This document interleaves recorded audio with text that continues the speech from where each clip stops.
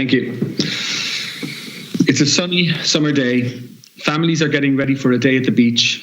They pack a picnic, sandwiches, juice and treats. We look out the bedroom window at the neighbours packing their cars with parasols and buckets and spades. Happy children are strapped into their car. Zoe has not slept for 72 hours. She's crying constantly. She is 6 years old and non-verbal, so we don't know if it's hunger, thirst, pain or tiredness. It could be multiple other things, but these are the things we address first. We flush a tube going into her stomach with water and pain medication. We try to feed her. We give her her daily anti-epileptic medication and we carry her around 18 kilos because she gets distraught if we put her down. We apologise to our 8-year-old daughter that we can't do the day trip that we had planned because Zoe didn't sleep, and one or other of us has been up with her overnight again. Thankfully, we don't need a trip to the hospital. We've been through this before, all too frequently. I am a consultant in emergency medicine, so we haven't got the worries of other parents about whether this could be appendicitis or another medical emergency. We have pleaded for overnight help from the HSE, but we don't meet the requirements. We have figured out over the years that a drive might calm her. We take turns driving around County Cork to give the other parent a break from the constant background noise. Should we use this time to clean the house because we haven't had an opportunity for 3 days? Or should we try to spend time with the other 2 kids? I'm not working today, so we have 2 pairs of hands. When I'm working, I may be gone for up to 16 hours or even overnight. Our families live in different counties. They are helpful, but they have their own lives. Zoe has a severe disability due to a condition called CDKL5 deficiency disorder. There are 7 people with her condition in Ireland, all girls. She only learned to walk 1 year ago. She doesn't talk. She has epilepsy and she requires medication through a tube into her stomach twice a day. We have had to pay for physiotherapy, occupational therapy, speech and language therapy, and carers privately because none of these services are available to us publicly in Cork. This is because of a non-functional system. We have had to pay for equipment too. Nothing has been funded in Cork.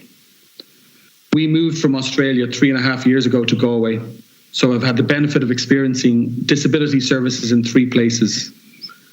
Australia was in the process of introducing the NDIS that Mr. Broadhead spoke about, in which funding was provided to families to try to reduce costs in the future by achieving a child's potential with early, personalised intervention guided by parents and the therapists.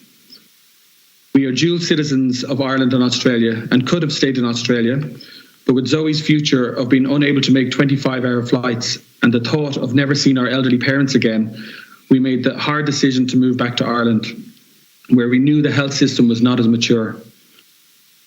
We spoke to a paediatrician in Galway who advised us that they had better services there than other regions in Ireland, and we made the decision to come back.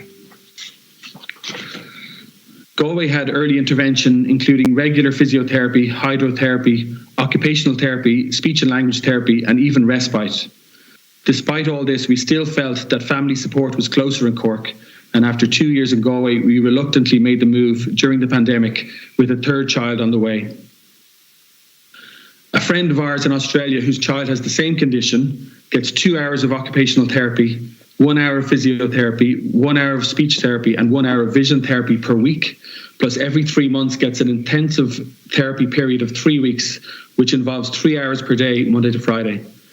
They also get 9 hours per week for a carer and funding for equipment. The financial burden of having a child like Zoe has a great impact on families.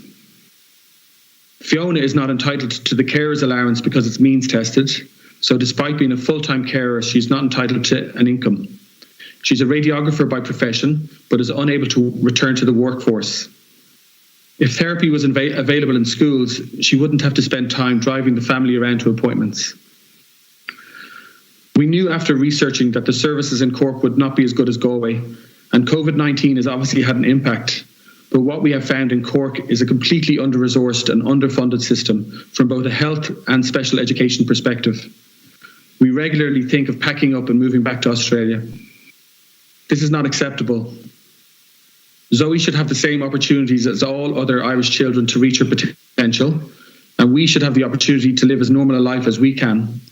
The current system does not allow Zoe or children like her to take their place in the world by developing their skills and abilities.